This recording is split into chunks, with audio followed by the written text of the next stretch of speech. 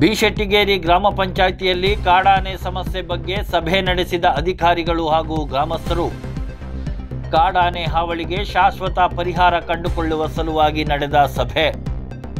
ಗ್ರಾಮ ಪಂಚಾಯಿತಿ ಅಧ್ಯಕ್ಷ ಕೊಲ್ಲಿರ ಬೋಪಣ್ಣ ಅಧ್ಯಕ್ಷತೆಯಲ್ಲಿ ಜರುಗಿದ ಯಶಸ್ವಿ ಸಭೆಯಲ್ಲಿ ಅರಣ್ಯ ಇಲಾಖೆಯ ಹಿರಿಯ ಅಧಿಕಾರಿಗಳಿಂದ ಅಗತ್ಯ ಮಾಹಿತಿ, ಸ್ಥಳೀಯ ಯುವಕರ ತಂಡ ರಚನೆಗೆ ಗ್ರಾಮ ಪಂಚಾಯಿತಿ ಅಧ್ಯಕ್ಷ ಬೋಪಣ್ಣ ಅವರು ಸೂಚನೆ.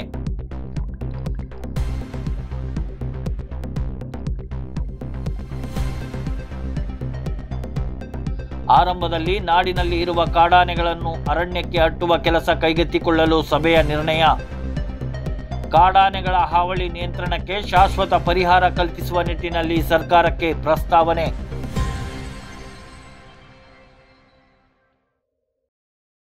ರಾಜ್ಯ ವನ್ಯಜೀವಿ ಮಂಡಳಿ ಸದಸ್ಯ ಸಂಕೇತ್ ಪೂವಯ್ಯನವರಿಂದ ಸಭೆಗೆ ಮಾಹಿತಿ. ಶಾಸಕ ಪೊನ್ನಣ್ಣನವರ ಮೂಲಕ ಅರಣ್ಯ ಸಚಿವರ ಗಮನ ಸೆಳೆಯಲು ನಿರ್ಧಾರ.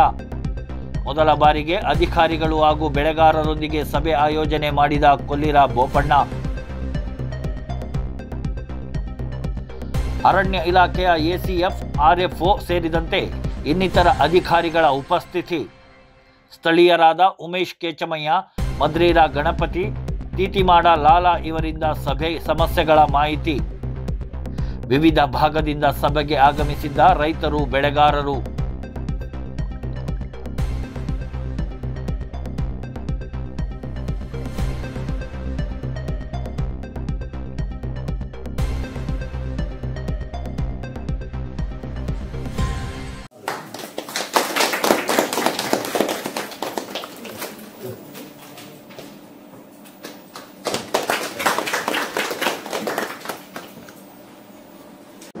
ಸಾಧ್ಯ ಇಲ್ಲ. ಆನೆಗಳು ತುಂಬ ಆಗ್ಬಿಟ್ಟಿದೆ. ಕಾರಣ ಇಷ್ಟೇ ಅಂದರೆ ಕಾಡಲ್ಲಿ ಏನಿಲ್ಲ, ಎಲ್ಲ ಇಲ್ಲಿ ಬಂದು ಊರಿನಲ್ಲೇ ಸೇರ್ಕೊಂಡ್ಬಿಟ್ಟಿದೆ. ಜೊತೆಗೆ ಇಲ್ಲಿ ಅಡಿಕೆ, ಬಾಳೆ, ತೆಂಗಿನ ಗಿಡ, ಕಾಫಿ ಗಿಡ, ತೋಟದಲ್ಲಿ ಅರ್ಧ ಏಕರ್ ಒಬ್ಬೊಬ್ರದ್ದು ಅರ್ಧ ಏಕರ್ನ ಒಂದು ದಿವಸ ಬಂದರೆ ಅರ್ಧ ಏಕರ್ ಕಾಫಿ ಗಿಡನ ಹಾಳು ಮಾಡಿ ಅದನ್ನ ನೋಡೋ ಪರಿಸ್ಥಿತಿ ಇಲ್ಲ. ಇದರಿಂದ ಇದನ್ನು ನಾವು ಹೇಗೆ ಇದನ್ನು ನಿಯಂತ್ರಣ ತರಬೇಕು ಅಂತ ನಮಗೆ ಗೊತ್ತಾಗ್ತಾ ಇಲ್ಲ. ನಾವು ತುಂಬ ಫಾರೆಸ್ಟ್ ಅವರಿಗೆ ಇರ್ಬೋದು, ಎಸ್.ಎಫ್., DF ಎಲ್ಲ ಹೇಳಿದ್ದೀವಿ. ಅವ್ರು ಬರ್ತಾರೆ, ಬಂದು ಅವ್ರಿಗೆ ಕಾರ್ಯಕ್ರಮ ಮಾಡ್ತಾರೆ, ಮತ್ತೆ ವಾಪಸ್ ಬರ್ತಾ ಇದ್ದಾರೆ. ನಾವು ಮೊನ್ನೆ ದಿವಸ ನಮ್ಮ ಫಾರೆಸ್ಟ್ ಅವ್ರ ಜೊತೆ ನಮ್ಮ ಇಲ್ಲಿ ಲೋಕಲ್ ಒಂದು 4 ಜನರನ್ನ ಕಳಿಸ್ಕೊಟ್ಟಿದ್ದೆ. ಅವರು ಒಂದು ಆನೆ ಹಿಂಡನ್ನು ಇಲ್ಲಿಂದ ಓಡಿಸಿ ಬೇರೆ ಕಡೆ ಶಿಫ್ಟ್ ಮಾಡಿದ್ದಾರೆ. ಕಾರಣ ಇಷ್ಟ, ಇವರಿಗೆ ಎಲ್ಲೇ ಹೋಗ್ಬೇಕು ಏನು ಅಂತ ವಿಲೇಜಲ್ಲಿ ಗೊತ್ತಿರ್ತದೆ, ನಿಮಗೆ ಗೊತ್ತಿರೋದಿಲ್ಲ. ಅದರಿಂದ ನಮ್ಮ ಇಲ್ಲಿ ಲೋಕಲ್ನಲ್ಲಿ ನೀವೊಂದು 10 ಜನರ ತಂಡವನ್ನು ನೀವು ಕಟ್ಕೊಂಡ್ರೆ ನೀವು ನಿಮ್ಮ ಮುಖಾಂತರ, ನಮ್ಮ ರೇಂಜರ್ ಮುಖಾಂತರ, ನಮ್ಮ ಫಾರೆಸ್ಟ್ ಇದ್ದಾರೆ, ಮಾಕುಟ ಫಾರೆಸ್ಟ್ ಇದ್ದೀರಾ, ಮತ್ತು ನಮ್ಮ ಪೊನ್ನಂಪೇಟೆ ಫಾರೆಸ್ಟ್ ಇದ್ದೀರಾ, ಅವ್ರನ್ನ ಕರ್ಕೊಂಡು ಎಲ್ಲಿ ಆನೆ ಇದೆ ಅವರು ನಾವು ಇನ್ಫಾರ್ಮ್ ಮಾಡ್ತೀವಿ. ಅವರಷ್ಟು ನಂಬರನ್ನು ನಮ್ಮ ವಿಲೇಜಲ್ಲಿ ಪ್ರತಿಯೊಬ್ಬರಿಗೆ ಕೊಟ್ಟಿರ್ತೀವಿ. ಅವರಿಗೆ ವಿಲೇಜರ್ಸ್ ಯಾರು ತೊಂದರೆ ಆಗ್ತದೆ ಅವರು ಬೆಳಿಗ್ಗೆ ಆದರೂ ಸರಿ, ಸಂಜೆ ಆದರೂ ಸರಿ ನಮಗೆ ಮಾಹಿತಿ ಕೊಡಬೇಕಾಗ್ತದೆ. ಅವರಿಗೆ ಮಾಹಿತಿ ಕೊಟ್ಟರೆ ಅವರು ನಿಮಗೆ ಮಾಹಿತಿ ಕೊಡ್ತಾರೆ. ನೀವು ರಾತ್ರಿ ಆದರೂ ಸರಿ, ಡೇ ಟೈಮ್ ಆದರೂ ಸರಿ ಬಂದು ಓಡಿಸುವ ಒಂದು ವ್ಯವಸ್ಥೆ ಮಾಡಿದರೆ, ಡಿಸ್ಟರ್ಬ್ ಮಾಡಿದರೆ ತುಂಬ ಆನೆಗಳು ಅವಾಯ್ಡ್ ಆಗ್ತದೆ. ಇಲ್ಲಿ ಅವ್ರನ್ನ ಓಡಿಸುವಂಥ ಪರಿಸ್ಥಿತಿಯಲ್ಲೇ ಇರಲಿಲ್ಲ. ಅವರೇ ಬರ್ತದೆ, ಅವ್ರಿಗೆ ಏನು ಬೇಕು ತಿನ್ಕೊಳ್ತದೆ, ಅವ್ರು ಹೋಗಿ ಬೇಗೂರು ಕಾಡಲ್ಲ, ಇಲ್ಲಾಂದರೆ ಈ ಕಡೆ ಕೂಟಿಯವ್ರ ಕಡೆ ಹೋಗಿ ಸೇರ್ಕೊಳ್ತದೆ, ಸಂಜೆ ಮತ್ತೆ ವಾಪಸ್ ಬರ್ತದೆ. ಮತ್ತು ಟ್ರಂಚ್ ತೆಗೆದು ಸುಮಾರು ಒಂದು 20 ವರ್ಷ ಆಗಿದೆ ಸರ್. 20 ವರ್ಷದಿಂದ ಆ ಟ್ರಂಚನ್ನು ಕ್ಲೀನ್ ಮಾಡಲಿಲ್ಲ, ಹಾಗೆ ಬಿಟ್ಬಿಟ್ಟಿದ್ದಾರೆ. ಮೊದಲನೇದಾಗಿ ನಾವು ಆ ಆನೆಗಳನ್ನೆಲ್ಲ ಓಡಿಸಿ ಆ ಟ್ರಂಚನ್ನು ಕ್ಲೀನ್ ಮಾಡಬೇಕಾಗ್ತದೆ. ಜೊತೆಗೆ ಈಗ ನಮಗೇನೋ ಸರ್ಕಾರದಿಂದ ಏನೋ ಬ್ಯಾರಿಗೇಡ್ ಏನೋ ವ್ಯವಸ್ಥೆ ಆಗ್ತಿದೆ ಅಂತೇಳಿ ದಯವಿಟ್ಟು ಸಂಕೇತ್ ಅವರಿಗೆ ಮತ್ತು ಎಸ್.ಎಫ್. ಮಾತಾಡ್ತಿದ್ದೀವಿ. ದಯವಿಟ್ಟು ನಮ್ಮ ಬಾಡಗದಿಂದ ನಮ್ಮ ಬಾಡಗನಗಿರಿಗೆಲ್ಲ ನಮಗೊಂದು ಬ್ಯಾರಿಗೇಡ್ ಹಾಕುವಂಥ ವ್ಯವಸ್ಥೆ ಮಾಡಿಕೊಟ್ರೆ ನಮಗೆ ತುಂಬ ಉಪಕಾರ ಆಗ್ತದೆ. ತುಂಬ ಏನು ಬರೋದ್ರೆ ಒಂದು 10ರಿಂದ 12 ಕಿಲೋಮೀಟರ್ ಬರ್ಬೋದು. ಅದೊಂದು ಅಷ್ಟು ವ್ಯವಸ್ಥೆ ನಮಗೆ ಮಾಡಿಕೊಟ್ರೆ ತುಂಬ ಉಪಕಾರ ಆಗ್ತದೆ. ಮತ್ತು ನಮಗೆ ಮೊದಲು ಆನೆಯನ್ನು ಕಾಡಿಗೆ ಅಟ್ಟೋ ವ್ಯವಸ್ಥೆ ಆಗಬೇಕು. ಅಲ್ಲಿಂದ ಟ್ರಂಚ್ ತೆಗೆಯೋದು, ಒಡನೆ ಮಳೆ ಹೋದೊಡನೆ ಮೊದಲು ಟ್ರಂಚ್ ತೆಗೆಯೋ ವ್ಯವಸ್ಥೆ ಆಗಲೇಬೇಕು. ದಯವಿಟ್ಟು ಅದನ್ನು ನೀವು ಒಡನೆ ಕಾರ್ಯಕ್ಕೆ ತರಬೇಕು. ಟ್ರಂಚ್ ಈಗ ಅಲ್ಲಿಂದ ಬ್ಯಾರಿಗೇಡ್ ಹಾಕೋ ವ್ಯವಸ್ಥೆ ನೆಕ್ಸ್ಟ್ ಮೊದಲು ಇರೋ ಟ್ರಂಚನ್ನ ಕ್ಲೀನ್ ಮಾಡಿಸಿ, ಅವಾಯ್ಡ್ ಆಗ್ತದೆ. ಮೊದಲು ಕಾಡಿಗಟ್ಟುವ ವ್ಯವಸ್ಥೆ ಆಗಲಿ. ಅದಕ್ಕೆ ನಮ್ಮ ವಿಲೇಜರ್ಸ್ ಏನು ಸಪೋರ್ಟ್ ಬೇಕು ಅದನ್ನು ನಾವು ಮಾಡ್ತೀವಿ. ಅಂತೇಳಿ ನಾನು ಮಾಡ್ತೀನಿ. ನಾವು ಅರಣ್ಯ ವಿರೋಧಿಗಳಲ್ಲ, ಅರಣ್ಯ ಪ್ರಾಣಿಗಳ ವಿರೋಧಿಗಳಲ್ಲ, ಅರಣ್ಯ ಇಲಾಖೆ ವಿರೋಧಿಗಳಲ್ಲ. ಕೆಲವೊಮ್ಮೆ ನಮ್ಮಲ್ಲಿ ನಾವು ವಾಸ ಮಾಡ್ಲಿಕ್ಕೆ ಆಗುವಂಥ ಪರಿಸ್ಥಿತಿ ಬಂದಾಗ ವಿರೋಧಿಗಳಾಗಿದಂತೂ ಸತ್ಯ, ಆಗೋದಂತೂ ಸತ್ಯ.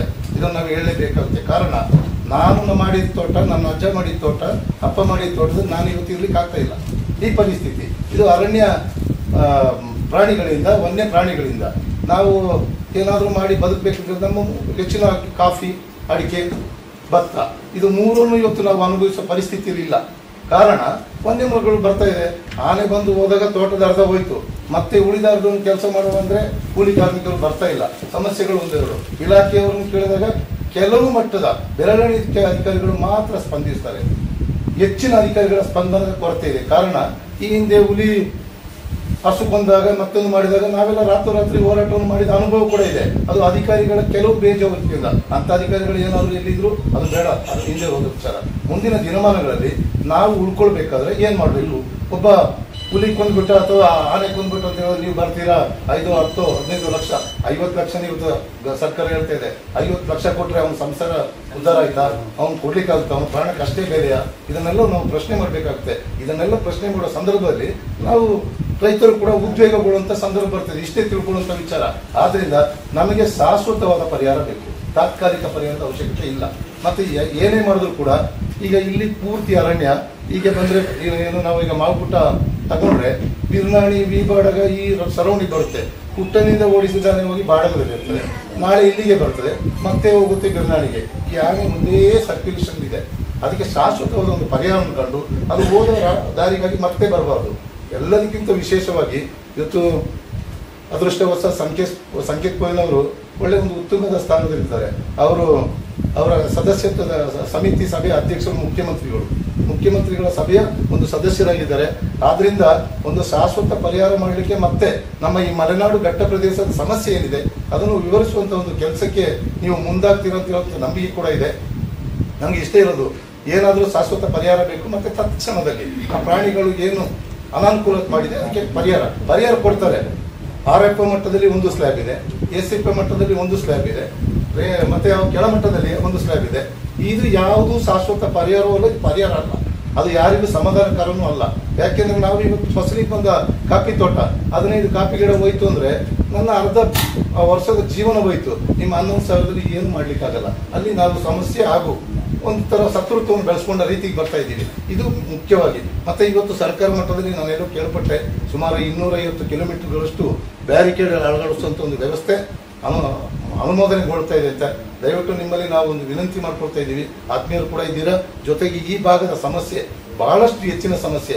ಇಲ್ಲಿ ದೊಡ್ಡ ರೈತರಿದ್ದಾರೆ, ಸಣ್ಣ ರೈತರಿದ್ದಾರೆ, ಅತಿ ಸಣ್ಣ ರೈತರಿದ್ದಾರೆ. ಸಮಸ್ಯೆ ಎಲ್ಲರಿಗೂ ಒಂದೇ. ಆದ್ರಿಂದ ಈ ಭಾಗಕ್ಕೆ ಆ ಬ್ಯಾರಿಕೇಡ್ ಅಳವಡಿಸುವಂತ ಸಂದರ್ಭದಲ್ಲಿ ಸ್ವಲ್ಪ ಮುತುವರ್ಜಿ ಹೆಚ್ಚಿನ ಭಾಗ ಹಾಕಿ ಶಾಶ್ವತವಾದ ಒಂದು ಪರಿಹಾರಕ್ಕಾಗಿ ಒಂದು ವ್ಯವಸ್ಥೆಯನ್ನು ಮಾಡಿ ಅಂತಕ್ಕಂಥ ಒಂದು ಕೋರಿಕೆ ಸರ್ವರ ಪರವಾಗಿ ಕೇಳ್ಕೊಳ್ತಾ ಇದ್ದೀನಿ. ವಿಶ್ವಾಸವನ್ನು ನಾವು ಪಡ್ಕೊಳ್ಬೇಕಾಗುತ್ತೆ. ಆ ನಿಟ್ಟಿನಲ್ಲಿ ನಾವು ವಿಶ್ವಾಸ ಪಡ್ಕೊಳ್ಬೇಕು ಅಂತಾದ್ರೆ ಇವತ್ತು ನಾವು ಏನಿಲ್ಲಿ ಸಭೆ ನಡೆಸ್ತಾ ಇದ್ವಿ ಇದಕ್ಕೆ ಮಾತ್ರ ಒಂದು ಅರ್ಥ ಬರಬೇಕು, ಹಾಗೂ ಒಂದು ವ್ಯವಸ್ಥಿತವಾದ ಒಂದು ವ್ಯವಸ್ಥೆ ಆಗಬೇಕು, ಸಾರ್ವಜನಿಕರಿಗೆ ಒಂದು ನಂಬಿಕೆ ಹುಟ್ಟಬೇಕು. ಇದಾದಾಗ ಮಾತ್ರ ಮುಂದಿನ ದಿನಮಾನಗಳಲ್ಲಿ ನಾವು ಅರಣ್ಯ ಇಲಾಖೆ ಇರ್ಬೋದು, ಅರಣ್ಯ ರಕ್ಷಕರೊಂದಿಗೆ ನಾವು ಒಡನಾಡ್ಬೋದು. ಮತ್ತೆ ಈಗಾಗಲೇ ನಮ್ಮ ಅಧ್ಯಕ್ಷರು ಕೊಟ್ಟಂತ ಸಲಹೆ ಒಂದು ಸೂಕ್ತ. ಯಾಕೆಂದ್ರೆ ಈ ಆನೆ ಮಾರ್ಗಗಳು ನಿಮಗೆ ಗೊತ್ತಿಲ್ಲ, ಸ್ಥಳೀಯ ಮೇಲೆ ಕೇಸ್ ಹಾಕುವಂತ ವ್ಯವಸ್ಥೆಗಳಿದೆ. ಇಲಾಖೆ ಇಲ್ಲದೆ ಹೋಗ್ಲಿಕ್ಕಾಗಲ್ಲ. ಅದರಿಂದ ಸ್ಥಳೀಯರ ಒಂದು ತಂಡ, ಒಂದು ಟಾಸ್ಕ್ ಫೋರ್ಸ್ ಮಾಡಿ ಅದನ್ನು ಬಳಸ್ಕೊಳ್ಳುವಂತ ವ್ಯವಸ್ಥೆ ಮಾಡಿ. ಇಲ್ಲಿ ಹಿಂದೆ ಎಲ್ಲ ಆಗಿದೆ. ಏನಾಗಿದೆ ಅಂದ್ರೆ ಅದು ಆ ಅಧಿಕಾರಿಗಳು ನಾವು ಸಭೆ ಕಳೆದ ಮೇಲೆ ಚಾಲನೆ ಕಾರ್ಯಗತಕ್ಕೆ ಬರಲಿಲ್ಲ. ಆದ್ರಿಂದ ಅಂಥದ್ದಾಗಬಾರ್ದು. ಮಾಡಿದ್ರೆ ಅದು ಕಾರ್ಯಗತ. ಆ ನಂಬಿಕೆ ಇಲ್ಲದಿದ್ದಾಗ ನಾವು ಇದೆಲ್ಲ ಮಾಡಿದ ಅರ್ಥ ಏನಾಗುತ್ತೆ? ಆದ್ರಿಂದ ದಯವಿಟ್ಟು ಇವತ್ತು ನನ್ನ ಮೊದಲನೇ ಪ್ರಶ್ನೆ ಇನ್ನೂ ಕೂಡ ಇದೆ. ಎಲ್ಲರದ್ದು ಕೂಡ ನಾವು ನಮ್ಮ ತೋಟವನ್ನು ರಕ್ಷಣೆ ಮಾಡ್ಕೊಳ್ಬೇಕಾ, ಬಿಡಬೇಕಾ, ನಾವು ವಾಸ ಮಾಡಬೇಕಾ, ವಾಸ ಮಾಡದಿರ್ಬೇಕಾ? ನಾವು ಕಾಡಿಗೆ ಹೋಗಿ ಯಾವ ತೊಂದರೆ ಕೊಡ್ತಾ ಇಲ್ಲ. ಕಾಡು ಪ್ರಾಣಿಗಳು ನಮ್ಮ ತೋಟಕ್ಕೆ ಬರ್ತದೆ, ಹಾವು ಬರ್ತದೆ, ಹುಲಿ ಬರ್ತದೆ, ಆನೆ ಬರ್ತದೆ. ಇದೆಲ್ಲವನ್ನು ನಾವು ನಮ್ಮ ರಕ್ಷಣೆಗೋಸ್ಕರ ಏನು ಮಾಡ್ತಾ ಇದ್ದೀವಿ, ಓಡಿಸ್ತೀವಿ. ಇಲ್ಲ ಒಂದೊಂದ್ಸರಿ ವ್ಯತ್ಯಾಸಗಳಾಗ್ಬೋದು. ಮತ್ತೆ ಎಲ್ಲರಿಗೂ ತಪ್ಪಿತಸ್ಥವು ನಾವೇ ಆಗ್ತೀವಿ. ನನ್ನ ತೋಟನೂ ಕಳ್ಕೊಂಡೆ, ಈ ಕಡೆ ತಪ್ಪಿತಸ್ಥನೂ ಅದೇ, ಈ ಕಡೆ ಕೇಸು ಹಾಕಿಸ್ಕೊಳ್ಳೋದು, ಇನ್ನೊಂದು ಇಂಥದ್ದಾಗ್ಬಾರ್ದು. ಕೆಲವೊಂದು ಅಧಿಕಾರಿಗಳಿಗೆ ನಾವು ಸೂಕ್ಷ್ಮವಾಗಿ ವಿನಂತಿಸ್ಕೊಳ್ಳೋದು, ಸ್ವಲ್ಪ ಮಾನವೀಯತೆ ಮೌಲ್ಯವನ್ನು ಕೂಡ ಇಲ್ಲಿ ಬಳಸಬೇಕಾಗುತ್ತೆ. ಕಾನೂನಿನ ಅಡಿಯಲ್ಲಿ ಹೋದಾಗ ಯಾವುದು ಪರಿಪಾಲನೆ ಆಗುವುದಿಲ್ಲ. ಕಾನೂನು ಇದೆ, ಕಾನೂನು ಎಲ್ಲರಿಗೂ ಇದೆ, ಕಾನೂನಿಗೆ ಗೌರವ ಕೊಡುವ. ಅದರಲ್ಲಿ ಸ್ವಲ್ಪ ಮಾನವೀಯತೆ ದೃಷ್ಟಿ. ಎಲ್ಲೋ ತೇಗ ಮರ ಕಟ್ ಮಾಡಿದ್ರೆ ಕೇಸ್ ಹಾಕಿ, ಒಂದು ತೋಟದ ಮರ ಕಟ್ ಮಾಡಿದ್ರೆ ಕೇಸ್ ಹಾಕೋದಲ್ಲ, ಅದು ಮಾನವೀಯತೆ ಬಳಸ್ಬೇಕು ಅಲ್ಲಿಗೆ. ನಾವು ಅಂಥದ್ದನ್ನು ನೋಡಿದ್ದೀವಿ. ತೋಟ ಸೈಡ್ ಬೇರೆ ಮರ ಇದೆ, ಇವತ್ತು ನಾಳೆ ಬೀಳ್ತಾ ಇದೆ, ನನಗೆ ಬಸ್ ಬರಬೇಕು, ವಾಹನ ಓಡಿಸ್ಬೇಕು, ತೆಗಿಲೇಬೇಕಾಗುತ್ತೆ, ನೀವು ಬಂದು ತೆಗೆದು ಆಗೋದಿಲ್ಲ. ಅರ್ಥ ಮಾಡ್ಕೊಳ್ಳಿ ಅದನ್ನು. ಅದು ದುರುಪಯೋಗ ಆಗಿರಲ್ಲ. ಇನ್ನೂ ಕೂಡ ನೀವು ಬಹಳಷ್ಟು IAS IFS ಮಾಡಿ ಬಂದಿರ್ತೀರ, ಅನುಭವ ಇದೆ. ಅದನ್ನು ಮಾನವೀಯತೆ ದೃಷ್ಟಿಯಲ್ಲಿ ಅಂಥದಕ್ಕೆ ಒಂದು ಸಹಕಾರವನ್ನು ನೀಡಿ. ಆಗ ನಾವು ನೀವು ಹೊಂದಾಣಿಕೆಯಿಂದ ಎಲ್ಲ ಸಂರಕ್ಷಣೆ ಮಾಡ್ಬೋದು. ಇಲ್ಲ ನಿಮ್ಮದೇ ಒಂದು ದಿಕ್ಕಾಗುತ್ತೆ, ನಮ್ಮದೇ ಹೋಗಿದ್ದಾನೆ ಅಂದರೆ ಕಾಡಿನಲ್ಲಿ ತೇಗ ಮರ ಇದ್ದಾಗ ಅದನ್ನು ತಿನ್ನುತ್ತೆ ಅಂತ ಅಂಥದ್ದನ್ನು ನಾವು ಅಲ್ಲಿ ಸೃಷ್ಟೀಕರಿಸಬೇಕಾಗುತ್ತೆ, ಅದನ್ನು ಪೋಷಿಸಬೇಕಾಗುತ್ತೆ. ಮ್ಯಾಕ್ಸಿಮಮ್ ಬರೋದು ಆಹಾರಕ್ಕಾಗಿ, ಆಹಾರ ಉಟ್ಕೊಂಡಿರೋದು ಅಥವಾ ನೀರಿಗಾಗಿ, ಮತ್ತೆ ಮನುಷ್ಯರಿಗೆ ತೊಂದರೆ ಕೊಡ್ಲಿಕ್ಕಲ್ಲ. ಅದನ್ನು ಅದಕ್ಕೆ ಬೇಕಾದಂಥ ಆಹಾರ, ಹೋಗೋ ದಾರಿ, ಇಂಥವುಗಳನ್ನು ನಾವು ನಿರ್ಮಾಣ ಮಾಡಿದಾಗ ಇಂಥ ವ್ಯವಸ್ಥೆಗಳು ಬದಲಾಗುತ್ತೆ. ಇಲ್ಲ ನಾವು ಸಭೆ ನಡೆಸೋದು, ಇಲ್ಲಿಗೆ ಬಿಡೋದು, ಇದು ಮಾಮೂಲಿಯಾಗಿ ಹೋಗುತ್ತೆ. ಇಂಥದ್ದಾಗಬಾರ್ದು. ದಯವಿಟ್ಟು ಇವತ್ತು ಏನೊಂದು ಸಭೆಗೊಂದು ಮಹತ್ವ ಇದೆ, ಈ ಸಭೆ ನಾವೆಲ್ಲ ಸೇರಿದ್ದೀವಿ, ಇದಕ್ಕೆ ಅರ್ಥಪೂರ್ಣವಾದ ಒಂದು ಮಹತ್ವ ಬರಲಿ. ಈ ಸಭೆಗೆ ಒಂದು ಚಾಲನೆ ಕೊಟ್ಟು ಇದಕ್ಕೊಂದು ತಕ್ಕ ಒಂದು ಪ್ರತಿಫಲ ದೊರೆತು ನಮಗೆ ಶಾಶ್ವತವಾದ ಒಂದು ಪರಿಹಾರ ಎಲ್ಲ ಕರೆಕ್ಟ್ ಅದೆಲ್ಲ ರೂಪಿತ ಆಗ್ತಿದೆ ಅಂತ ಮೊದಲು ನೋಡ್ಬೇಕು ನಾವು. ಟ್ರಂಚ್ ಇದೆ, ಇವರದಾಗ ಬ್ಯಾರಿಕೇಡ್ ಟ್ರಂಚ್ ಎಲ್ಲ ಟ್ರಂಚ್ ಆಲ್ಮೋಸ್ಟ್ ಆಗಿ ತೆಗೆದಿದ್ದಾರೆ. ಏನು ₹1 ಪ್ರಯೋಜನ ಯಾರಿಗಾದ್ರು ಆಗಿದೆಯಾ ಅಂತ? ಆಗಿದೆ. ನನ್ನ ಭಾವನೆಯಲ್ಲಿ ಯಾರಿಗೆ, ಆಯಾ ಆಫೀಸರ್ಗಳಿಗೋ ಅಲ್ಲ ಇನ್ಯಾರಾದ್ರೂ ಕಾಂಟ್ರಾಕ್ಟರು ಅವರಿಗೆ ಆಗಿದ್ದಲ್ಲದೆ ಇಲ್ಲಿ ಒಂದು ರೈತರಿಗೆ ₹1 ಪ್ರಯೋಜನ ಆಗಲಿಲ್ಲ. 10 ಕಿಲೋಮೀಟರ್ 15 ಕಿಲೋಮೀಟರ್ ಮಾಡೋದಕ್ಕಿಂತ 5 ಕಿಲೋಮೀಟರ್ ಮಾಡೋದು, 2 ಕಿಲೋಮೀಟರ್ ಮಾಡಿದಷ್ಟು ಒಂದು ಕರೆಕ್ಟಾಗಿ ಮಾಡಿದರೆ ಪ್ರಯೋಜನ ಆಗ್ತಿತ್ತು. ಯಾವ್ದು ಇಷ್ಟು ಸ್ಟ್ರೆಂತ್ ಇದ್ರೆ ಸ್ವಾಮಿ ದಯವಿಟ್ಟು ಬಂದು ನೋಡಿ. ಹಾಗೆ ಅದಕ್ಕೆ ಸಂಬಂಧಪಟ್ಟ ಅಧಿಕಾರಿಗಳಿದ್ದಾರೆ, ಅವ್ರು ಹೇಳಿ, ಇಷ್ಟು ಜನ ಮುಂದೆ ಹೇಳಿ, ನಾವು ಒಪ್ಕೊಳ್ತೀವಿ. ಇದು ಸೋಲಾರ್ ಹಾಕಿದ್ದಾರೆ, ಅದನ್ನು ಕರೆಕ್ಟಾಗಿ ಮೇಂಟೈನ್ ಮಾಡ್ತಿದ್ದಾರೆ ಇಲ್ಲ. ಮತ್ತೆ ಆನೆ ಬರೋದಿರ್ತದ. ಇನ್ನೊಂದು ಎಂತ ಹೇಳಿದ್ರೆ, ಈಗ ಮುಂಚೆ ಇಷ್ಟು ಕಷ್ಟ ಇತ್ತಿಲ್ಲ. ಈಗ ಏನಂತಂದ್ರೆ ಅಧಿಕಾರಿಗಳಿಗೆ, ನಮ್ಮ ಇಲ್ಲಿಯ ಲೋಕಲ್ ಇವರಿಗೆ ಹೋಮ್ ಗಾರ್ಡ್ ಅವರಿಗೆ ಗಾರ್ಡ್ಗಳು ಏನಿದ್ದಾರೆ ಅವರಿಗೆಲ್ಲ ವೆಹಿಕಲ್ ಪ್ರೊಸೀಜರ್ ಫೆಸಿಲಿಟೀಸ್ ಆಗಿದೆ. ಅದನ್ನ ಏನ್ ಮಾಡ್ತಾರೆ, ವೆಹಿಕಲ್ ಬರ್ತಾರೆ, ವೆಹಿಕಲ್ ಹೋಗ್ತಾರೆ. ಆನೆ ವೆಹಿಕಲ್ ದಾರಿ ನಿಂತ್ಕೊಂಡಿರೋದಿಲ್ಲ. ಅವ್ರು ಕರೆಕ್ಟಾಗಿ ಆನೆ ಎಲ್ಲಿ ಬಂದು ಬೆಳಿಗ್ಗೆ ನಿನ್ನೆ ಸಾಯಂಕಾಲ 7 ಗಂಟೆಗೆ ಬಂದು ಅವ್ರು ಓಡಿಸಿದ್ದಾರೆ, ಬಂದು ಆ ಕಡೆ ನೋಡಿದ್ದಾರೆ. 7 ಗಂಟೆಗೆ ಕಾಡು ನುಗ್ಗಿದ್ರೆ ಓಡಿಸಬೇಕಾಗ್ತದೆ ಸ್ವಾಮಿ, ದಯವಿಟ್ಟು ನೋಡಿ ಹೇಳಿ. 7 ಗಂಟೆಗೆ ಅವರ ಜೀಪಲ್ಲಿ ಇದೆ ಹೋಗಿದೆ. 10 ಗಂಟೆ 5 ನಿಮಿಷಕ್ಕೆ ನಾನು ಬರ್ತಾ ಇದ್ದೀನಿ, ರೋಡ್ ಮಧ್ಯೆ 3 ಆನೆಗಳು ನಿಂತಿದೆ. 3 ಅವರು ಆಗ ಓಡಿಸಿದಂತೆ 3 ಆನೆಗಳು ಅಲ್ಲೇ ನಿಂತಿದೆ 10 ಗಂಟೆ 5 ನಿಮಿಷಕ್ಕೆ. ನಾನು ಇಲ್ಲಿಂದ ಬರ್ತಿದ್ದೆ, ಬರುವಾಗ ಅಲ್ಲಿದ್ದೆ. ನನ್ನ ಅನಿಸಿಕೆ ಅಂತಂದ್ರೆ, ಮಾಡುವಂತ ಕೆಲಸ ಈ ಸುಮ್ಮನೆ ಸರ್ಕಾರದ ಹಣವನ್ನು ಇನ್ನೊಬ್ಬರ ಹಣವನ್ನು ಈ ಲೂಟಿ ಮಾಡಿ ಹೊಡಿಯೋದಕ್ಕಿಂತ ಮಾಡದಿರುವುದೇ ಒಳ್ಳೆಯದು. ಈಗ ಮಾಡಿದ್ರೆ ಯಾರಿಗಾದ್ರು ₹1 ಪ್ರಯೋಜನ ಇದೆ ಅಂತ ಹೇಳಿ ನೋಡುವ, ಒಪ್ಕೊಳ್ತೀನಿ ನಾವು. ಇಷ್ಟು ಲಕ್ಷ, ಎಷ್ಟು ಕೋಟಿ ಖರ್ಚು ಮಾಡಿದ್ದಾರೆ ಕಳೆದ 2-3 ವರ್ಷದಿಂದ, ₹1 ಪ್ರಯೋಜನ ಆಗಿಲ್ಲ ಯಾರಿಗೂ. ಇವ್ರು ನೋಡೋದಿರುವಾಗ ಅದಕ್ಕೆ ಸಂಬಂಧಪಟ್ಟ ಅಧಿಕಾರಿ ಬಂದು ಬಿಲ್ ಮಾಡೋರು ನೋಡೋದಿಲ್ಲ ಸ್ವಾಮಿ, ದಯವಿಟ್ಟು ನೀವು ಕೇಳಬೇಕು ಅವ್ರನ್ನ. ನೀವು ನೋಡೋದಿಲ್ವ ಅದನ್ನಂತ ನೋಡಿ ಬಿಲ್ ಮಾಡ್ಬೇಕಲ್ವಾ? ಸುಮ್ಮನೆ ಅಲ್ಲಿ 70 ಲಕ್ಷ, ಇಲ್ಲಿ 70 ಲಕ್ಷ, ಅಲ್ಲಿ 60 ಕೋಟಿ, ಇಲ್ಲಿ 20 ಕೋಟಿ ಅಂತ ಸ್ಯಾಂಕ್ಷನ್ ಆಗ್ತದೆ, ಬರ್ತದೆ, 2-3 ಅಡ್ರೆಸ್ ತಗೊಂಡು ಬರ್ತಾರೆ. ಸುಮ್ಮನೆ ಆ ಕಡೆ ಈ ಕಡೆ ನಾವು ಮಾಡ್ತಾರೆ. ಆ ಮಾಡೋಷ್ಟು ಕೆಲಸವನ್ನು ನಿಯತ್ತಾಗಿ ಕ್ಲೀನ್ ಆಗಿ ಮಾಡಿದರೆ ಬೇಜಾರಿಲ್ಲ. ನಾವು ಹೇಳಿದಂತಂದ್ರೆ ಕೆಲಸ ಮಾಡಿದವರು 1 ಕೋಟಿ ಬೇಕಾದ್ರೆ 40 ಲಕ್ಷ ಕೆಲಸ ಮಾಡ್ತೀವಿ. ಆ ಮಾಡಿದಷ್ಟು ಕೆಲಸ 5 ಕಿಲೋಮೀಟರ್ ಇದ್ರೆ ಬರೀ 3 ಕಿಲೋಮೀಟರ್ ಮಾಡ್ತೀವಿ. ನಾವು ಕೇಳ್ತದ 3 ಕಿಲೋಮೀಟರ್ ಆದ್ರೂ ಕರೆಕ್ಟ್ ಆದ್ರೆ ಒಂದು ಸೈಡ್ ಅಷ್ಟಾದ್ರೂ ಪ್ರಯೋಜನ ಆಗ್ತದೆ ಅಂತ, ಅಷ್ಟು ಮಾಡ್ತಾ ಇಲ್ಲ. ಇಲ್ಲಿ ಯಾರಾದ್ರೂ ಹೇಳಿ ಮಾಡಿದ ಕರೆಕ್ಟ್ ಇದೆ ಅಂತ ಹೇಳಿ ನಾವು ಒಪ್ಕೋತೀವಿ. ಮೊದಲನೇ ಪ್ರಾಬ್ಲಮೇ ಅದಲ್ಲಿ. ಆಮೇಲೆ ಓಡಿಸಕ್ಕೆ ಬರುವಾಗ ಸ್ವಲ್ಪ ಗಾಡಿಗಳೆಲ್ಲ ಸ್ವಲ್ಪ ಅಧ್ಯಕ್ಷ ಹೇಳಿದಾಗ 4 ಜನ ಸೇರ್ಕೊಂಡು ಬೆಳಗ್ಗೆ ಬಂದು ಅವರು ಒಂದು 10-15 ಸೇರಿಸಬೇಕು. ಮುಂಚೆ ನಾವು ಗಾಡಿಗಳಲ್ಲಿ ಇರ್ತಿಲ್ಲ, ನಾವೇ ಓಡಿಸ್ತಾ ಇದ್ದಿದ್ದು. ಹೋದ್ರೆ ನಾವು ಅಲ್ಲಿ ಒಳಗಾಡಿಸಿ ಬರ್ತಿದ್ವಿ, ಇನ್ನೊಂದು 20 ದಿವಸ 1 ತಿಂಗಳ ಗಂಟೆ ಆನೆ ಕಡೆ ಬರ್ತಾ ಇರ್ತಿಲ್ಲ. ಈಗ ಎಲ್ಲಿ ಅವ್ರು ಬರ್ತಾರೆ, ಸುಮ್ಮನೆ 7 ಗಂಟೆ 8 ಗಂಟೆ ಬಂದ್ರೆ ಆನೆ ಓಡಿಸ್ಬೇಕಾಗ್ತದೆ, ಅವರೇ ಹೇಳಿ ನೋಡ ಓಡಿಸ್ಬೇಕಾಗ್ತದೆ ಅಂತ ಯಾರಾದ್ರೂ ಹೇಳಿ. ಅಪ್ಲಿಕೇಶನ್ ಕೊಡಿ ಅಂತ ಹೇಳಿದ್ದಾರೆ, ಆ ರೀತಿ ಕೊಟ್ಟಿದ್ದೀವಿ. ಮುಂದೆ ಇವಾಗ ಲಾಸ್ ಆಗಿದೆ, ಯಾವ ರೀತಿಯಲ್ಲಿ ನೀವು ಪರಿಹಾರ ಕೊಡ್ತೀರಾ ಅಂತ ಒಂದು ಗಿಡ ಲೆಕ್ಕವ ಏಕ ಲೆಕ್ಕ. ನಂದು ಹೆಚ್ಚು ಕಮ್ಮಿ 8-10 ಎಕರೆಯಲ್ಲಿ ಒಂದು ಅರ್ಧ ಹೋಗಿದೆ, ಗಿಡ ಫಸಲು ಹೋಗಿದೆ, ಗಿಡ ಹೋಗಿದೆ. ಒಂದು ಗಿಡ ಇಳಿಸ್ಬೇಕಾದ್ರೆ ಎಷ್ಟು ಸಾವಿರ, ಇಷ್ಟು ಸಮಯಕ್ಕೆ ಎಷ್ಟು ನಮಗೆ ಲಾಸ್ ಅಂತ ನಾವು ಲೆಕ್ಕಾಚಾರ ನೋಡ್ಬಿಟ್ಟು ಪರಿಹಾರ ಕೊಡ್ಬೇಕಂತ ನಾನು ಕೇಳ್ಕೊಳ್ತೀನಿ. ಅದಕ್ಕೆ ಅಧ್ಯಕ್ಷರ ಒಂದು ಕೇಳ್ಬಿಟ್ಟು ಹೇಗೆ ಪರಿಹಾರ ಕೊಡೋದಂತ ತಿಳಿಸೋದ್ರ ಮಾತಾಡ್ತಾರೆ. ಅವ್ರು ಬಂದಿರೋದೊಂದು ವಿಶೇಷತೆ ಅನ್ಬೋದು. ಪ್ರಮುಖವಾಗಿ ಇಲ್ಲಿ ನಡೀತಿರ್ತಕ್ಕಂಥ ಆನೆ ಮಾನವ ಸಂಘರ್ಷ ಇವತ್ತಿನ ಸರಿ, ಇವಾಗ ಒಂದು 2 ವರ್ಷದಿಂದ ಅದು ವಿಪರೀತಕ್ಕೆ ಹೋಗಿದೆ. ವಿಪರೀತ ಅಂದರೆ ಒಂದು 2 ವರ್ಷದಿಂದ ತಗೊಂಡಾಗ ಪ್ರತಿ ಆನೆ ಹೋಗಿರೋ ತೋಟನೇ ಇಲ್ಲ, ಹೋಗಿರೋ ಮನೆಗಳಿಂದ ಈ ಪರಿಸ್ಥಿತಿ ಬಂದಾಗ್ತದೆ.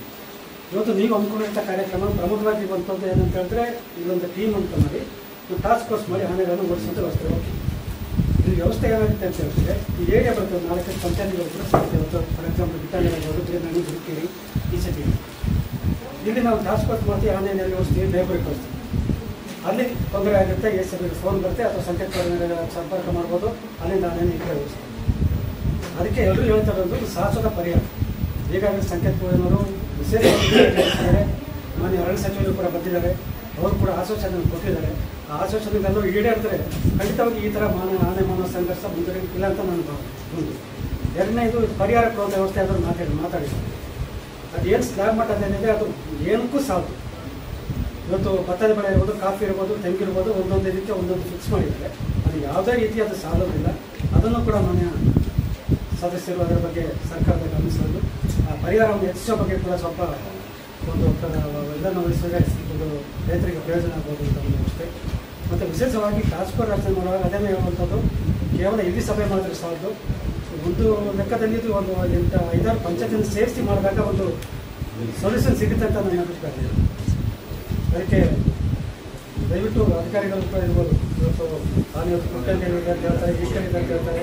ಅದಕ್ಕೆ ಸರಿಯಾದ ಒಂದು ವ್ಯವಸ್ಥೆ ಆಗಬೇಕಂತ ಹೇಳಿದ್ರೆ ಒಂದು ಶಾಶ್ವತ ಪರಿಹಾರನೇ ಆಗಬೇಕಾಗಿಲ್ಲ. ಇದು ಬ್ಯಾರಿಕೇಡ್ ಅಥವಾ ಸೋಲಾರ್ ಬೇಲಿ ಇರ್ಬೋದು, ಇವರು ಹೇಳಿದಾಗೆ ನಿರ್ವಹಣೆ ಖಂಡಿತ ಇಲ್ಲ. ಅದನ್ನ ವ್ಯವಸ್ಥಿತವಾಗಿ ನಿರ್ವಹಣೆ ಮಾಡುವಂಥ ವ್ಯವಸ್ಥೆ ಆಗಬೇಕಿದೆ. ವಿಶೇಷವಾಗಿ ಮನೆ ಸಂಕೇತವನ್ನು ಅದಕ್ಕೆ ಗಮನಿಸಿ ದಯವಿಟ್ಟು ಒಂದು ಶಾಶ್ವತ ಪರಿಹಾರಕ್ಕೆ ಪ್ರಯತ್ನಿಸಬೇಕು ಅಂತ ನಾನು ಗಮನಿಸ್ತೀನಿ. ಅಧ್ಯಕ್ಷತೆ ಆವಾಗ ಸದಸ್ಯರಾಗಿದ್ದರು, ಉಮೇಶ್ ಕೆಚಮಯ್ಯರಿದ್ದರು. ಅಹೋರಾತ್ರಿ ಧರಣಿ ಮಾಡಿದ್ರು, ಕರಿಕಲ್ವ ಅಹೋರಾತ್ರಿ ಧರಣಿ ಮಾಡಿದ್ರು. ಯಾಕೆ ಮಾಡಿದ್ರು?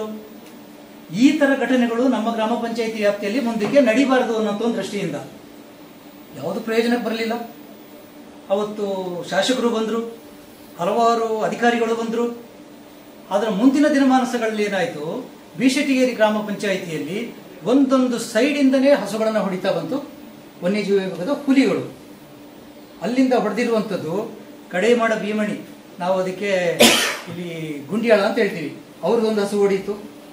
ಅದು ಈ ಕಡೆ ಬಂದಾಗೆ ತೀತರಮಡ ಸುರೇಶ್ ಅಂತ ಅನ್ನೋದು 4 ಆಡು ಮರಿಗಳನ್ನು ಹೊಡೆಯಿತು. ಚೆಂಬಣ್ಣ ಶಾಂತಿ ಅನ್ನೋರದನ್ನ ಅವ್ರದ್ದೊಂದು ಹಸುನ ಹೊಡೆಯಿತು. ಕಾಳೆಂಗಡ ಅಜಿತ್ ಅಂತ ಅನ್ನೋರ್ದು ಅವ್ರದ್ದೊಂದು ಹಸು ಹೊಡೆಯಿತು. ಮತ್ತೇನು ನಮ್ಮ ಹೊಳೆ ನಾಡುಗುಂಡಿ ಸೇತುವೆ ಪಕ್ಕದಲ್ಲಿ ತಾತಿರ ಕರಿಯಣ ಅಂತ ಅನ್ನೋರ್ದು ಅವ್ರದ್ದೊಂದು ಹಸು ಹೊಡೆಯಿತು. ಹೀಗೆ 8 ಜನರದ ಹಸುನ ಹೊಡೆಯಿತು. ಯಾವುದೇ ಒಂದು ವಿಷಯ ನಮಗೆ ತಗೊಬಂದಿಗೆ ತರಲಿಕ್ಕಾಗಿಲ್ಲ. ಅದರ ಅರ್ಥ ವೈಲ್ಡ್ ಲೈಫ್ ಅವರು ಯಾವುದಕ್ಕೂ ಅದು ಸ್ಪಂದನೆ ಕೊಟ್ಟಿಲ್ಲ ಅಂತಲ್ಲ, ಎಲ್ಲಾ ರೀತಿಯಲ್ಲೂ ಸ್ಪಂದನೆ ಕೊಟ್ಟಿದ್ದಾರೆ. ಆನೆಗಳು ಹಾವಳಿನೂ ಅಷ್ಟೇ. ಆನೆಗಳ ಹಾವಳಿ ದಿನನಿತ್ಯದ ಕೆಲಸ ಅಂತ ಹೋಗಿದೆ. ಇನ್ಫ್ಯಾಕ್ಟ್ ನಮ್ಮ ಮನೆಗೆ ಆನೆ ಬಂದು ನನ್ನ ಚಿಕ್ಕಪ್ಪನ ಮನೆ, ನನ್ನ ಕಣಕ್ಕೆ ಆನೆ ಬಂದು ಚಿಕ್ಕಪ್ಪನ ಮನೆಯಲ್ಲಿ ಆಂಥೋರಿಯಂ ಇದನ್ನ ಗಿಡನ ಎಳೆದುಬಿಟ್ಟು ಒಂದು ಹಂಚಿನ ಬೀಳಿಸ್ಬಿಟ್ಟು ಹೋಗಿದೆ. ಏನು ಮಾಡ್ಲಿಕ್ಕಾಗಲ್ಲ. ಬರ್ತಾರೆ, ನಮ್ಮ DROs ಇದ್ದಾರೆ, ರೇಂಜರ್ಸ್ ಇದ್ದಾರೆ, ಗಾರ್ಡ್ಸ್ ಇದ್ದಾರೆ, ಟ್ರ್ಯಾಕರ್ಸ್ ಇದ್ದಾರೆ, ಎಲ್ಲರೂ ಇದ್ದಾರೆ. ಎಲ್ಲರೂ ಬರ್ತಾರೆ, ಟ್ರ್ಯಾಕ್ ಮಾಡ್ತಾರೆ. ಪ್ರಯೋಜನ ಏನು? What is the solution for this problem ಅಲ್ವಾ? ತೋಟಕ್ಕೆ ದಿನನಿತ್ಯ ಹೊಡಿತಾ ಇದೆ. ಈಗ ಮೊನ್ನೆ ನನ್ನ ತೋಟಕ್ಕೆ ಒಂದು 50 ಗಿಡ ಹೋಗಿದೆ. ನನ್ನ ಚಿಕ್ಕಪ್ಪನ ಮಗೊಂದು 45 ಗಿಡ ಹೋಗಿದೆ. ಪಕ್ಕದಲ್ಲಿ ಚೇಂದುಹೊಂಡ ಮತ್ತೆ ಕಣಿಯರ ನವೀನ್ ಅಂತ ಅನ್ನುವಂಥವ್ರು ಮೊನ್ನೆ ಅದು 2 ಮರಿ ಆನೆಗಳು, 2 ದೊಡ್ಡ ಆನೆ, ಒಂದು ಬೃಹತ್ ಗಾತ್ರದ ಆನೆ, ಅರ್ಧ ಎಕರೆ ತೋಟನ ತಿಂದಿದೆ. ಬಹುಶಃ 50,000 ರಿಂದ 60,000 ರೂಪಾಯಿ ಖರ್ಚಾಗಿದೆ, ಲಾಸ್ ಆಗಿದೆ ಅವರಿಗೆ. DRO ಫೋನ್ ಮಾಡಿದೆ, ಸಚಿನ್ ಅವರು ಬಂದ್ರು, ನೋಡಿದ್ರು, ಹೋದ್ರು. ಅವ್ರು ಪಾರ್ಟ್ ಆಫ್ ದ ಡ್ಯೂಟಿ ಮಾಡ್ತಾರೆ. ಬಟ್ ದ ಕ್ವಶನ್ ಈಸ್, ನಾವು ಆನೆಯನ್ನ ಎಲ್ಲಿಗೆ ಓಡಿಸೋದು? ನಾವು ಈಗ ನಮ್ಮ ಬಿಶೆಟ್ಟಿಗೇರಿ ಗ್ರಾಮ ಪಂಚಾಯತಿಯಿಂದ ಈಚೂರಿಗೆ ಓಡಿಸ್ತೀವಿ. ಅವನಲ್ಲಿಂದ ಫೋನ್ ಮಾಡ್ತಾನೆ, ಏನಣ್ಣ ನೀನ್ ನಮ್ಮ ಸೈಡಿಗೆ ಆನೆ ಓಡಿಸ್ಬಿಟ್ರೆ ನಾವೇನ್ ಮಾಡೋಣ ಅಂತ. ಇಲ್ಲಿಂದ ಹೈಸೊಡ್ಲೂರ್ಗೆ ಹೋಯ್ತು. ಹೈಸೊಡ್ಲೂರವ್ರು ಇವ್ರಿಗೆ ಫೋನ್ ಮಾಡ್ತಾರೆ, ಏನ್ ಸರ್ ನಮ್ಮ ಸೈಡಿಗೆ ಆನೆ ಓಡಿಸಿದ್ರೆ ನಾವೇನ್ ಮಾಡೋದು ಅಂತ. ಕೆಬ್ಬೆ ಮಾನಿ 30 ಮಾನಿ ಕೈ ಮುಡಿಕೆ ಇಲ್ಲಿಗೆ ಬರುತ್ತೆ. ಅಲ್ಲಿಂದ ಇಲ್ಲಿಗೆ ಓಡಿಸ್ತಾರೆ, ಕೈ ಮುಡಿಕೆಯಿಂದ ಆ ಕಡೆ ಓಡಿಸ್ತಾರೆ ಕುಂದಕ್ಕೆ. ಅವರು ಅಲ್ಲೊಂದು ಜನ ಪಟಾಕಿ ಹೊಡಿತಾರೆ. ಪಟಾಕಿ ಹೊಡೆಯೋಕೆ ಏನಾಗುತ್ತೆ, ಅಲ್ಟಿಮೇಟ್ ಆಗಿ ವಾಪಸ್ ತಿರುಗುತ್ತೆ. ಡೇ ಟೈಮಲ್ಲಿ ಯಾವುದೇ ಆನೆನ ಓಡಿಸಲಿಕ್ಕೆ ಸಾಧ್ಯನೇ ಇಲ್ಲ. 1, 2, 3 ಅಂತ ನಮ್ದು ವೈಲ್ಡ್ ಲೈಫ್ ಭಾಗದಲ್ಲಿ 7-6 ವಿಲೇಜ್ಗಳು ನಾವು ನೋಡ್ತೀವಿ ಸರ್. ನಮ್ಮ ಬೌಂಡ್ರಿಯಿಂದ ಇಮಿಡಿಯೇಟ್ ಆಗಿ 5 ಕಿಲೋಮೀಟರ್ವರೆಗೂ ನಾವು ವೈಲ್ಡ್ ಲೈಫ್ ಡಿವಿಷನ್ ಇಂದ ಪರಿಹಾರ ಕೊಡ್ತಾ ಇದೀವಿ ಸರ್. 5 ಕಿಲೋಮೀಟರ್ ಮೇಲ್ಪಟ್ಟ ಗ್ರಾಮದಲ್ಲಿ ಬರುವಂಥದ್ದು ಪ್ರಾದೇಶಿಕ ವಿಭಾಗ ವಿರಾಜಪೇಟೆ, ಪೊನ್ನಂಪಟ್ಟಿ ರೇಂಜ್ ವ್ಯಾಪ್ತಿ ಈ ಭಾಗದಲ್ಲಿ ಕೊಡ್ತಾ ಇದ್ದಾರೆ. ಹಾಗಾಗಿ ಅದನ್ನು ಈಗ ನಾವು ಅವ್ರದ್ದು ಒಂದು ಟೀಮ್ ಇದೆ, ನಮ್ಮದು ಒಂದು ಟೀಮ್ ಇದೆ ಸರ್. ತಾವು ಹೇಳಿದಾಗೆ ಒಂದು ಸ್ಥಳೀಯವಾಗಿ ಅದನ್ನು ತಾವು ಒಂದು ಲೆಟರ್ಗಳು ಪಂಚಾಯತಿಯಿಂದ ಮಾಡಿದರೆ ನಮ್ಮ ಮೇಲಾಧಿಕಾರಿ DF ಜೊತೆ ಮಾತಾಡ್ಕೊಂಡು ಮಾಹಿತಿ ಕಲೆಕ್ಷನ್ ಮಾಡುವಂಥದ್ದು, ಆನೆಗಳ ಚಲನ ನೋಡೋ ಬಗ್ಗೆ ತಿಳ್ಕೊಳ್ಳುವಂಥದ್ದನ್ನು ಕೂಡಲೇ ಅದು ನಮ್ದು ಇಮಿಡಿಯೇಟ್ ಆಗಿ ಪ್ರಯಾರಿಟಿ ಸರ್. ಮತ್ತು ನಮ್ದು ಅಪ್ರೋಚ್ ಈ ಕಡೆ ನಾವು ಮೊದಲ ಒಂದೇ ಗಾಡಿ ಇತ್ತು ಸರ್, ಮಕ್ಕೊಟ್ಟ ವೈದ್ಯಾಧಿಕಾರಿ ಅಲ್ಲಿತ್ತು ಆಫೀಸು, ಅಲ್ಲಿಂದ ಬರೋಕ್ಕೆ ಕಷ್ಟ ಆಗ್ತಿತ್ತು. ಈಗ ಹುಡುಗರಿಗೂ ಸ್ವಲ್ಪ ಈ ಕಡೆ ನಮ್ಮಲ್ಲಿ ಓಡಾಡುವ ಹಾಗೆ ಒಂದು ವೆಹಿಕಲ್ನ ವಹಿಸ್ಕೊಟ್ಟಿದ್ದೀವಿ ಸರ್. ಈ ಭಾಗದಲ್ಲಿ ಲಾಸ್ಟ್ ಒಂದು 6 ತಿಂಗಳಿಂದ ಕುಟಿಯಾಲ ಮತ್ತು ಈಗ ನಂಗಾಲ ಒಂದು ADC ಕ್ಯಾಂಪ್ ಇದೆ. ಸಾರ್ವಜನಿಕರನ್ನೇ ಆ ಜಾಗ ಬಿಟ್ಕೊಟ್ಟು ನಮಗೊಂದು ಕ್ಯಾಂಪ್ ವ್ಯವಸ್ಥೆ ಮಾಡಿಕೊಟ್ಟಿದ್ವಿ. ಅಲ್ಲೊಂದು ಕ್ಯಾಂಪ್ ಹತ್ರನೇ ಆ ಟೀಮ್ ಸದಾ ಸಿದ್ಧವಾಗಿರುತ್ತೆ ಸರ್ ಅದು. ಮತ್ತು ತಾವು ಹೇಳಿದಾಗೆ ಈಗ ನಮ್ದು ಇಮಿಡಿಯೇಟ್ ಅಂದರೆ ತಾವು ನಮ್ಮ ಈ ಸೋಲಾರ್ ಫೆನ್ಸ್ದು ಒಂದು ಸ್ವಲ್ಪ ರಿಪೇರಿ ಮತ್ತು ಆ EPT ಒಂದು ಎಲ್ಲೆಲ್ಲಿ ಜಸ್ಟ್ ಏನು ನಾವು ತುಂಬ ಜಾಸ್ತಿ ಮಾಡಿದರೆ ಅದು ಕಂಪ್ಲೀಟ್ ಆಗಿ ತೆಗೆದ್ರೆ, ಯಾಕಂದ್ರೆ ಆಲ್ರೆಡಿ EPTಯಲ್ಲಿ ಗಿಡ ಮರಗಳು ಸ್ವಲ್ಪ ಸಣ್ಣ ಪುಟ್ಟ ಬಳ್ಳಿಗಳು ಹಾಕಿ ಒಂದು ಸ್ಟ್ರೆಂತ್ ಆಗಿದೆ ಸರ್ ಫೆನ್ಸ್ ಕಡೆ. ಮತ್ತೆ ನಾವು ಅದರಿಂದ ಲೂಸ್ ಮಾಡೋದ್ರಿಂದ ಸಮಸ್ಯೆ ಆಗುತ್ತೆ. ಎಲ್ಲಿ ಅದು ಆನೆಗಳು ಕುಸಿದಿದೆ, ದಾರಿ ಮಾಡ್ಕೊಂಡಿದ್ದಾವೆ, ಅದನ್ನು ಒಂದು ಸ್ವಲ್ಪ ರಿಪೇರಿ ಮಾಡ್ಕೊತೀವಿ. ಸೋಲಾರ್ ಫೆನ್ಸ್ ಒಂದು ಅದನ್ನ ಈಗ ಆಲ್ರೆಡಿ ಲಾಸ್ಟ್ ಒಂದು ಸಣ್ಣ ವಿಷಯ ಆಗಿತ್ತು, ಬ್ಯಾಟ್ರಿ ಒಂದು ಕಳ್ತನ ಆಗಿತ್ತು ಸರ್ ಈ ಭಾಗದಲ್ಲಿ, ಅದು ಮರಳು ಪಡೆದಿದ್ದೀವಿ, ಅದನ್ನು ಹಾಕ್ತಾ ಇದ್ದಾರೆ. ಎಲ್ಲೆಲ್ಲಿ ನಮಗೆ ಸಮಸ್ಯೆಗಳಿದೆ, ಎಲ್ಲೆಲ್ಲಿ ಸಮಸ್ಯೆಗಳು ತೀವ್ರವಾಗಿದೆ, ಎಲ್ಲೆಲ್ಲಿ ನಮಗೆ ಸ್ಪಂದನೆ ತಕ್ಷಣ ಮಾಡಬೇಕು, ಶಾಶ್ವತ ಪರಿಹಾರಕ್ಕೆ ಏನೇನು ನಾವು ಕೆಲಸವನ್ನ ಮಾಡಬೇಕು ಅಂತ ಹೇಳ್ತಕ್ಕಂಥ ಒಂದು ಅರಣ್ಯ ಸಚಿವರನ್ನ ಎಲ್ಲಾ ಕಡೆ ಕರ್ಕೊಂಡು ಹೋಗ್ತಕ್ಕಂಥ ಒಂದು ಪ್ರಾಥಮಿಕವಾದಂತ ಒಂದು ಕೆಲಸವನ್ನ ಅವರು ಮಾಡಿದ್ದಾರೆ. ಮತ್ತೆ ಇದಕ್ಕೆ ಶಾಶ್ವತ ಪರಿಹಾರ ಕಂಡುಹಿಡ್ಕೊಳ್ತಾರೆ. ಯಾಕಂದ್ರೆ ತಾವೆಲ್ಲ ಇದನ್ನ ಅತ್ಯುತ್ತಮವಾಗಿ ಮಾತನಾಡಿದಿರಿ. ಶಾಶ್ವತ ಪರಿಹಾರ ಬೇಕು ಅಂತಕ್ಕಂಥದ್ದು ಉಮೇಶಣ್ಣ ಮಾತನಾಡ್ತಕ್ಕಂಥ ಸಂದರ್ಭದಲ್ಲಿ ಅವರು ಹೇಳಿದ್ರು.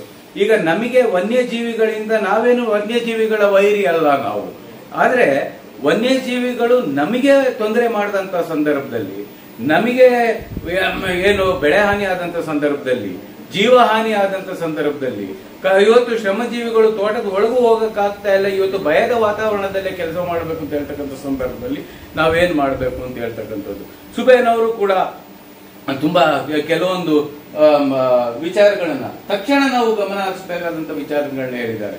ನೋಡಿ, ನೀವು ಕಂದಕಗಳನ್ನ ಮಾಡ್ತೀರಿ ಅಥವಾ ಆನೆಗಳು ಈ ಕಡೆ ಬರದೇ ಇರ್ತಕ್ಕಂಥ ರೀತಿಯಲ್ಲಿ ವ್ಯವಸ್ಥೆಗಳನ್ನ ನೀವು ಮಾಡ್ತೀರಿ, ಆದ್ರೆ ಅದು ವೈಜ್ಞಾನಿಕವಾಗಿ ಇಲ್ಲ,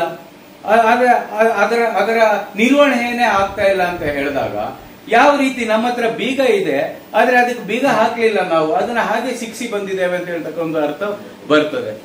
ಅದೇ ರೀತಿ ಗಾಲುಬಿವೇನವರು ಕೂಡ ಮಾತನಾಡಿದಂತ ಸಂದರ್ಭದಲ್ಲಿ ವೈಜ್ಞಾನಿಕವಾಗಿ ಪರಿಹಾರ ಕೊಡಬೇಕು ಅಂತ ಹೇಳ್ತಕ್ಕಂಥ ವಿಚಾರವನ್ನು ಕೂಡಿದ್ರು. ಗಿರೀಶ್ ಗಣಪತಿ ಅವರು ಮಾತನಾಡತಕ್ಕಂಥ ಸಂದರ್ಭದಲ್ಲಿ ತಂತ್ರಜ್ಞಾನ ಇದೆ, ಇವತ್ತು ನಾವು ಉಪಗ್ರಹಗಳನ್ನ ಉಡಾವಣೆ ಮಾಡ್ತಾ ಇದ್ದೇವೆ, ಆದ್ರೆ ಆನೆ ಬರೋದನ್ನ ನಮ್ಗೆ ನಿಲ್ಸಕ್ ಆಗ್ತಾ ಇಲ್ಲ, ಯಾಕೆ ತಂತ್ರಜ್ಞಾನದ ಬಳಕೆ ಮಾಡ್ತಾ ಇಲ್ಲ ಅಂತಕ್ಕಂಥ ಒಂದು ವಿಚಾರವನ್ನು ಕೂಡ ಅವರು ಸೂಕ್ಷ್ಮವಾಗಿ ಹೇಳಿದ್ದಾರೆ. ಅದೇ ರೀತಿ ಈಗ ಮುಖ್ಯವಾಗಿ ಅಧ್ಯಕ್ಷರು ಮಾತನಾಡ್ತಕ್ಕಂಥ ಸಂದರ್ಭದಲ್ಲಿ ಅವರು ಈ ಸಭೆಯನ್ನ ನಾವು ಕರೆದಿರ್ತಕ್ಕಂಥ ಉದ್ದೇಶ ಸುಮ್ಮನೆ ಎಲ್ಲೋ ಒಂದು ಕಡೆ ಚರ್ಚೆ ಮಾಡಿ ನಾವು ಹೋಗ್ತಕ್ಕಂಥದ್ದಲ್ಲ. ನಾವೇನು ಚರ್ಚೆ ಮಾಡಿದೀವಿ, ನಮಗೆ ಏನು ಇಲ್ಲಿರ್ತಕ್ಕಂಥ ರೈತರು, ಗಣ್ಯರು, ಎಲ್ಲ ಮುಖಂಡರು, ಜವಾಬ್ದಾರಿತ ನಾಗರಿಕರು ಏನು ನಮಗೆ ಸಲಹೆಗಳನ್ನು ಕೊಟ್ಟಿದ್ದಾರೆ, ಅದನ್ನ ನಾವು ಇವತ್ತು ಪಂಚಾಯಿತಿಯ ಮುಖಾಂತರ ಶಾಸಕರಿಗೆ ತಲುಪಿಸಿ, ಶಾಸಕರ ಮುಖಾಂತರ ಅರಣ್ಯ ಸಚಿವರಿಗೆ ಮತ್ತೆ ನಮ್ಮ ವನ್ಯಜೀವಿ ಮಂಡಳಿಯಲ್ಲಿ ಮುಖ್ಯಮಂತ್ರಿಗಳ ಗಮನಕ್ಕೆ ತಂದು ಕಾರ್ಯಗತ ತಕ್ಷಣ ಆಗ್ತಕ್ಕಂಥ ಒಂದು ವಿಚಾರವನ್ನು ಕೂಡ ನಾವು ಮಾಡಬೇಕಾಗ್ತದೆ. ಯಾಕೆ ಮಾತನ್ನು ಹೇಳ್ತೇನೆ ಅಂತ ಹೇಳಿದ್ರೆ, ಇವತ್ತಿನ ದಿವಸ ನಾವು ನೋಡಿ 6395 ಆನೆಗಳಿವೆ. ಕರ್ನಾಟಕ ರಾಜ್ಯದಲ್ಲಿ ಇಡೀ ದೇಶದಲ್ಲಿ ಅತಿ ಹೆಚ್ಚು ಆನೆಗಳು ಇರ್ತಕ್ಕಂಥ ರಾಜ್ಯ ಕರ್ನಾಟಕ ರಾಜ್ಯ. 563 ಅಲ್ವಾ, 563 ಹುಲಿಗಳಿದೆ. ಈ ದೇಶದಲ್ಲಿ ಮಧ್ಯಪ್ರದೇಶ ಬಿಟ್ರೆ 2ನೇ ಅತಿ ಹೆಚ್ಚು ಹುಲಿಗಳು ಇರ್ತಕ್ಕಂಥ ಜಾಗ ನಮ್ಮ ಜಾಗ. ಈಗ ಈ 563 ಹುಲಿಗಳಲ್ಲಿ, ಇಲ್ಲಿ ಹುಲಿ ಸಮಸ್ಯೆ ಇರೋದ್ರಿಂದ ಹೇಳ್ತಾ ಇರೋದು ನಾವು, ಈಗ 563 ಹುಲಿಗಳಲ್ಲಿ 135 ಹುಲಿಗಳು ಇಲ್ಲೇ ಇದೆ, ನಾಗರೋಳೆಯಲ್ಲೇ ಇದೆ. 135 ಹುಲಿಗಳು ನಾಗರೋಳೆಯಲ್ಲೇ ಇದೆ. ಸೊ ಅದರಿಂದ ಇವತ್ತು ಹುಲಿಗಳೇನು ಹೊರಗಡೆ ಬಂದಿದೆ ಅದನ್ನ ವೈಜ್ಞಾನಿಕವಾಗಿ ಪುನರ್ವಸತಿ ಮಾಡತಕ್ಕಂತ ಒಂದು ಕೆಲಸ ಆಗ್ಬೇಕಾಗಿದೆ. ಯಾಕಂದ್ರೆ ಇಂತಿಷ್ಟೇ ಜಾಗಕ್ಕೆ ಒಂದು ಹುಲಿ ಮಾತ್ರ ಸಂಚಾರ ಮಾಡಕ್ಕಾಗೋದು, ಇನ್ನೊಂದು ಆ ಬಲಿಷ್ಠವಾದಂತ ಹುಲಿ ಇನ್ನೊಂದು ಹುಲಿನ ಬಿಡ್ತಾ ಇಲ್ಲ. ಆದ್ರಿಂದ ಆ ಬಲಿಷ್ಠವಾದಂತ ಹುಲಿ ಇರ್ತಕ್ಕಂಥ ಜಾಗದಲ್ಲಿ ಆ ಹುಲಿಗೆ ಇರಕ್ಕಾಗ್ತಾ ಇಲ್ಲ, ಅದು ಜನವಸತಿ ಪ್ರದೇಶಕ್ಕೆ ಬರ್ತಾ ಇದೆ.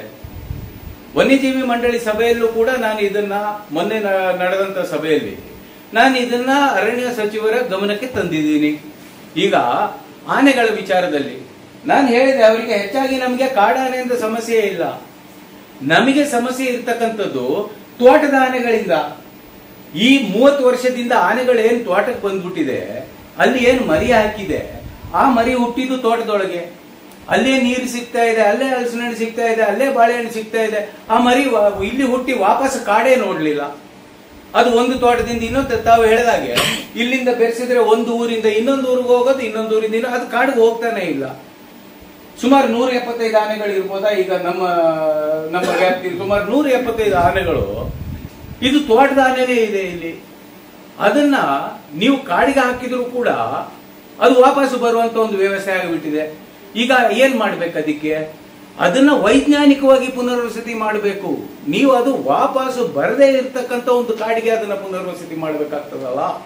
ಸೊ ಈ ರೀತಿಯ ಅದಾದ್ಮೇಲೆ ಶ್ರೀನಿವಾಸ್ ನಾಯಕ್ ಅವರು ತುಂಬಾ ಅವರು ಅನುಭವ ಇರ್ತಕ್ಕಂಥವ್ರು. ಯಾವುದೋ ಒಂದು ದಿವಸ ನಾವು ಮಾತಾಡಿದಂತ ಸಂದರ್ಭದಲ್ಲಿ ಅವರೊಂದು ಸಲಹೆಯನ್ನು ಕೊಟ್ಟರು. ನೀವು ಕೊಟ್ಟಂತ ಸಲಹೆನ ನಾನು ಮನೆಯ ಅರಣ್ಯ ಸಚಿವರ ಜೊತೆ ಚರ್ಚೆ ಮಾಡಿದ್ದೆ. ನಾವು ಕೊಟ್ಟಂತ ಸಲಹೆ ಅಂತ ಏನಂತ ಹೇಳಿದ್ರೆ, ನೋಡಿ ಈಗ ಕೆಲವು ಕಾನೂನಿನ ತೊಡಕುಗಳಿದೆ. ಪ್ರಮುಖವಾಗಿ ಒಂದು ಸಭೆಯನ್ನ ಮಾಡಿದ್ರಿ, ಗ್ರಾಮಸ್ಥರನ್ನೆಲ್ಲ ಮೊದಲ ಬಾರಿಗೆ ಸೇರಿಸಿದ್ರಿ. ಸರ್ಕಾರಕ್ಕೊಂದು ಇಲ್ಲಿಂದನೇ ಒಂದು ಪ್ರಸ್ತಾವನೆ, ಶಾಶ್ವತ ಪರಿಹಾರ ಕಾಡಾನೆ ವಿಷಯವಾಗಿ ಸಭೆ ಮಾಡಿದ್ರಿ. ಏನು ಅನಿಸ್ತದೆ ಸರ್ ಇದರಲ್ಲಿ? ಕಳೆದ ಒಂದು 6 ತಿಂಗಳಿಂದ ಇಲ್ಲೇ ಒಂದು 10-25 ಆನೆಗಳು ಇಲ್ಲೇ ಬೀಳ್ಬಿಟ್ಟಿದ್ದೀವಿ. ಅದನ್ನು ಓಡಿಸುವಂಥ ಒಂದು ಪರಿಸ್ಥಿತಿ ಆಗ್ತಾನೇ ಇರಲಿಲ್ಲ. ಇದರಿಂದ ನಾವು ನಿನ್ನೆ ನಮ್ಮ ಸಂಕೇತನವ್ರನ್ನ ಕೇಳ್ಕೊಂಡಾಗ ಅವರು ಸಹ ನಾನು ಬರ್ತೀನಿ ಅಂತ ಹೇಳಿದರು. ನಮಗೆ ಇವತ್ತು ಓಡಿಸೋದು, ನಾಳೆ ಮತ್ತೆ ವಾಪಸ್ ಬರೋದು ಇದು ಬೇಡ, ನಮಗೆ ಶಾಶ್ವತ ಪರಿಹಾರ ಆಗಬೇಕು ಅಂತೇಳಿ ಅವರು ಇಲ್ಲಿ ಆಶ್ವಾಸನೆ ಕೊಟ್ಟು ಹೋಗಿದ್ದಾರೆ. ಮೊದಲನೇ ಆದ್ಯತೆ ಬಿಶೆಟ್ಟಿಗಿರಿ ಪಂಚಾಯತಿಗೆ ಕೊಡ್ತೇನೆ. ಇಲ್ಲೇ ಮೊದಲಿಂದ ಸ್ಟಾರ್ಟ್ ಆಗಿರೋದ್ರೆ ಇದನ್ನು ಮೊದಲನೇದಾಗಿ ನಾನು ಕೊಡ್ತೇನೆ. ನಮ್ಮ ಮುಖ್ಯಮಂತ್ರಿ ಜೊತೆ, ನಮ್ಮ MLA ಅವ್ರ ಜೊತೆ ಮಾತನಾಡಿ ಮುಖ್ಯಮಂತ್ರಿಯವರಿಗೆ ಪ್ರಸ್ತಾವನೆ ಸಲ್ಲಿಸ್ತೀನಿ, ಅರಣ್ಯ ಸಚಿವರಿಗೆ ಪ್ರಸ್ತಾವನೆ ಸಲ್ಲಿಸ್ತೀನಿ ಅಂತೇಳಿ ಹೇಳಿದ್ದಾರೆ ಅವರು. ಸರ್ ಅಧಿಕಾರಿಗಳು ಏನು ಹೇಳ್ತಾರೆ ಸರ್? ಅಧಿಕಾರಿಗಳು ಅವರ ಮಟ್ಟಿಗೆ ಏನು ಸಾಧ್ಯ ಇದೆ ಅದನ್ನು ಮಾಡ್ತಾ ಇದ್ದಾರೆ ಸರ್. ಸುಮ್ಮನೆ ಅವ್ರ ಬಗ್ಗೆ ನಾವು ಏನು ಮಾತಾಡ್ಲಿಕ್ಕೆ ಬರಲ್ಲ. ಅವರ ಕೈಯಿಂದ ಏನು ಸಾಧ್ಯ ಇದೆ ಅದನ್ನು ಮಾಡ್ತಾ ಇದ್ದಾರೆ. ಈಗ ಅವರಿಗೆ ನಾವು ಒಂದು ಸೊಲ್ಯೂಷನ್ ಕೊಟ್ಟಿದ್ದೀವಿ. ನಮ್ಮ ಗ್ರಾಮಸ್ಥರ ಆನೆ ಓಡಿಸ್ಲಿಕ್ಕೆ ಈಗ ಸದ್ಯದ ಮಟ್ಟಿಗೆ ಆನೆ ಓಡಿಸ್ಲಿಕ್ಕೆ ಒಂದು 3 ತಿಂಗಳ ಮಟ್ಟಿಗೆ ನಮ್ಮ ಗ್ರಾಮಸ್ಥರಿಂದ ಒಂದು ಕಮಿಟಿ ಮಾಡ್ತಾ ಇದ್ದೀವಿ. ಅದನ್ನು ಮಾಡಿ ಅವ್ರ ಜೊತೆ ಯುವಕರ ತಂಡ ಕಾಡಾನೆಗೆ ಹೌದು ಓಡಿಸ್ಲಿಕ್ಕೆ ಇದು ಮೊದಲ ಪ್ರಯತ್ನ. ಇಲ್ಲಿಂದ ಮೊದಲ ಪ್ರಯತ್ನ ಇದು. ಅರಣ್ಯ ಇಲಾಖೆ ಸಿಬ್ಬಂದಿಯೊಳಗೆ ನಿಮ್ಮ ಅರಣ್ಯ ಇಲಾಖೆ ಮಾಕುಟ್ಟ ಮತ್ತು ಪೊನ್ನಪೇಟ ಅರಣ್ಯ ಅಧಿಕಾರಿಗಳ ಜೊತೆ ಅವ್ರನ್ನ ಜೊತೆಲಿ ಸೇರಿಸಿ ಓಡಿಸುವಂಥ ವ್ಯವಸ್ಥೆ ಮಾಡ್ತಾ ಇದ್ದೀವಿ.